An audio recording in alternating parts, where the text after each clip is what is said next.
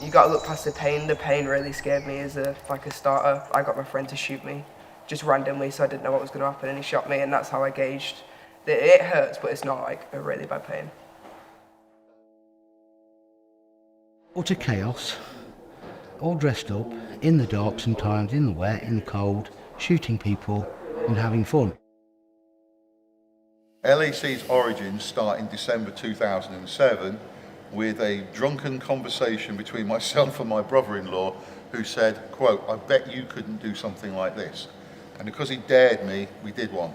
And here we are, 15 years later. All marshals, stand by.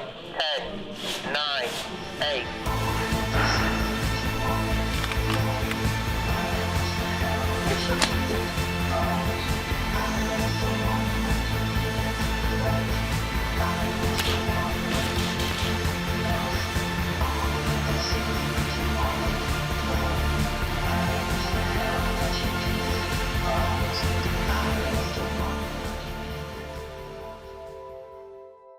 In my previous job, a chap brought in what to me looked like a submachine gun. I was an armourer by trade, found it was a toy gun, and we spent several weeks mucking around with it, looked around the local area for a site to play, took my two sons to it, we were instantly hooked. I actually initially didn't like it. I initially thought it was a bit, a bit weird, and then somebody put a gun in my hand, said, "Go and have some fun and shoot your children." I went, "Awesome." Unfortunately, I couldn't find them, but they found me, and ever since after that, it's the most fun I've had with my trousers on. I'm sorry. I don't know if you want to edit that one out. No, that's hilarious. CQB, by its very name, means close quarter battle. Everything about it is close in, close up and personal, whereas if you're playing in a woodland, you've got range and distance. It allows, especially at night time, to rely on other senses. It's almost like going on a roller coaster.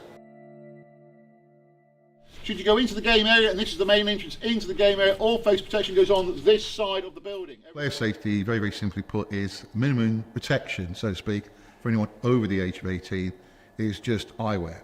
The under 18s, we take that choice away, and quite rightly as well, so it's full face protection, that's eyes, nose and mouth. So you see a lot of children who play will wear a full face mask. We don't tolerate abuse, verbal or otherwise, and we don't tolerate cheating. So if you shoot someone, they've not felt it, they've not felt it. It ain't cheating, because they've not felt it. However, we know the difference between someone pretending that they're not feeling it. One other thing as well, where are you, Taylor? Where are you, mate? He raised over 70 pounds last time, okay? His pot is out again. We aim for a wider range of audience, for want of a better word. Our player base ranges from 9-year-olds up to, our oldest player was 79 until he finally retired. Even my dad had a go, but unfortunately my dad just told everybody how it should be done. Lincolnshire Airsoft Club has a strong community, and it's the biggest thing myself and all the guys on the team push. We're not just an airsoft venue, we're not just an airsoft club, we are a family. We welcome people into the family, we look after people within the club, and we treat them as a family.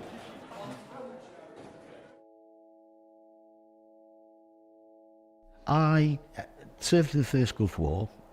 It's like Northern Ireland before that, in Cyprus. It sounds quite daft that getting dressed up in military kit, wearing the webbing, carrying weapons that feel like the real thing is any good for that. But there's a lot of us ex-service, some service guys in there, and it takes that tension away. You know that when you shoot somebody, they go out, they don't drop down dead. You know it's only a game. One of the main reasons I started playing airsoft was I saw quite a few videos of it online. I like the messing around. As a female airsoft player, there is a noticeable difference in the way people treat you. For example, I have come up with plans before, and then people have come up with the same plan, and they've just completely sidelined me. I would recommend a lot more female start playing this sport. It is so fun. I love when there's new women that come in and play, and they just have a blast. There are some accurate stereotypes, like full camo, head to toe, but a lot of the time you just get normal people just coming in after work in jeans and t-shirts and hoodies. I love Ian, he's a really nice chap, he's quite funny, but he's just really helpful as well outside of the community. He's just a good person as well. Yeah, I like Ian a lot. Ian is amazing. Okay, it's not just Ian, it's the whole of the team make it what it is. I think when the Ukraine thing was on, then we raised money to put first aid kits. A club member that's not well, we raised money for that. It's not just the club, it's the family of people, you know what I mean? It's, yeah, no one's treated unequally, everyone's equal.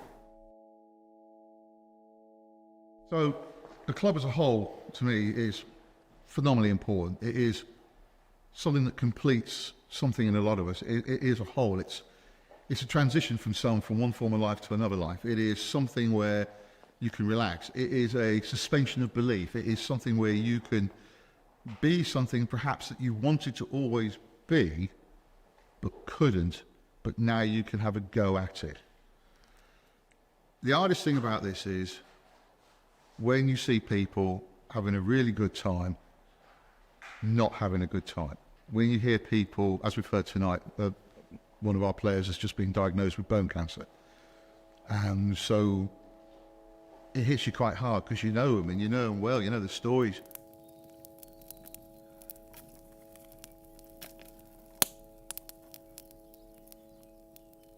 They're 9 years old and 15 years later, they've got kids, you know, and they're bringing their kids along. When they bring newborn kids on, say, look at this, or even if they brought a new dog, and it just completes me.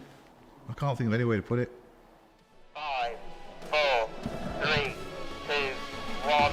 Game over, game over.